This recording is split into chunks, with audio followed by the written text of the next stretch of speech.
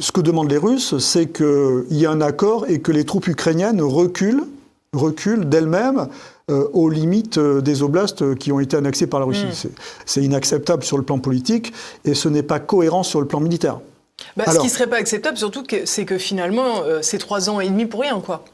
Oui, non, mais de toute façon, les deux belligérants, quand même, ont eu des sacrifices qui sont importants, évidemment, beaucoup plus du côté ukrainien que du côté russe. Mais il faut que les populations comprennent un petit peu ces sacrifices. Alors, le seul moyen de faire comprendre, peut-être, ces sacrifices aux populations des deux côtés, c'est de les projeter sur l'après-guerre. La projection de l'après-guerre en Russie, c'est déjà le cas, puisque je dirais que le conflit est presque vécu de manière marginale dans les grandes villes russes.